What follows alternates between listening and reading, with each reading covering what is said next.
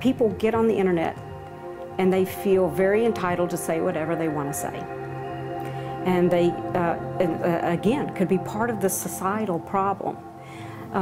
Because so many people can be rude, they can be unkind, and they don't care because they're not looking at you. They're not looking in your eyes, they're not looking at you. They're not seeing the hurt that they're causing. They're not hearing the hurt they're causing. They don't care. They just say whatever they want, and it doesn't matter to them. And they would never say those things to, or most of them, if you're normal, would never say those things to a person's face. And so a lot of things were happening in this other group, but I just didn't care for them. So I left, and that's when I created this other group. And the ones that came over to it were the ones who also did not like what was happening in that other group. Specifically, it was a group that was fans, particularly of the actor Nathan Fillion, who is our co-founder of Kids Need to Read, along with PJ Harzma. I wanted to use the energy of the group to do something good, and like I said, it got into this experiment. And but the people that came over to this group to join it after I left the other were all like-minded.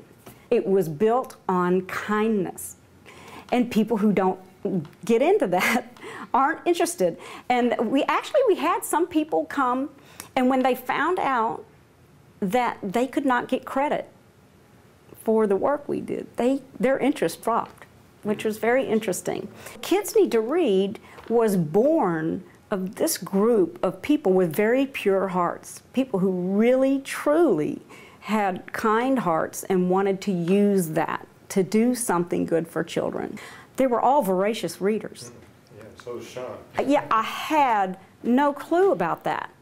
And somehow there's some connection there. And my theory is that our that fan group, the first fan, it's a sci-fi. The show that we were all fans of is a sci-fi show.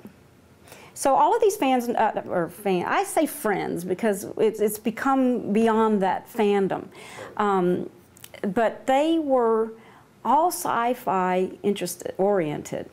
And I find that sci-fi, people who are interested in sci-fi tend to be deep thinkers. Yeah. And I think it's part of that genre because it does ask a lot of questions about society, the future.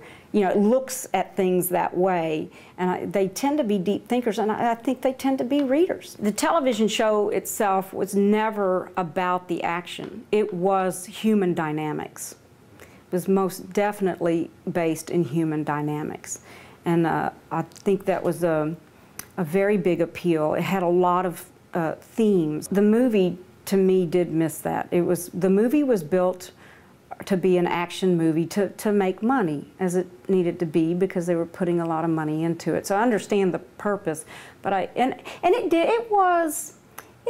did have ideals, but you just didn't feel it as much as in the television show, because the television show had time to develop the characters, where you can't do it as much in the movie. And but I think the appeal for me goes back to what I was saying about disrespect. Disrespect is a very big issue for me, and not towards just me, but towards others. In fact, it's worse when I see somebody disrespecting another person, and I have intervened.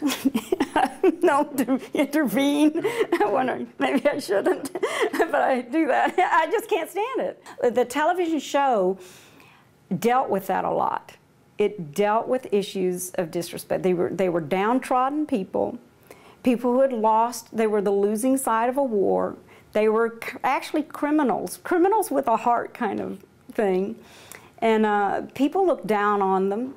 They felt that disrespect, and then they reacted. And I think the writing was very good in that it reflected very truly the dispiriting nature of disrespect, of contempt. And in the context of the Firefly universe, you have a lot of multicultural things going on.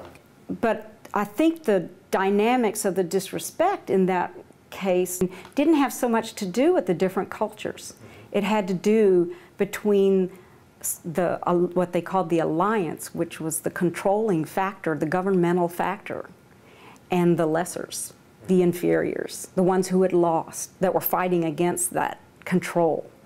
And so it was not so much about culture, it was about society. Yeah, yes, well, it was just the controllers and the ones not in control, which of course happens all the time. People in control think they have the right to do whatever they want to other people. And the more people, this even happens with celebrities. And you start thinking you don't have to answer to those people.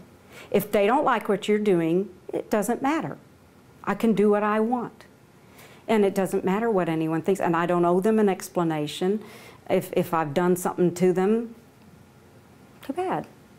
And you see that. You see that happening as people get more and more money, or they become more and more famous, or they get more and more power. And it's human nature, unfortunately.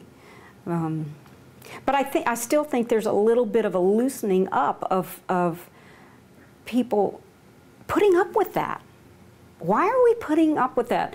I don't really have the answer, except that I think there's just, we're very large. I think the larger something gets, a society or a country, you know, the larger you get, the more personal nature you lose.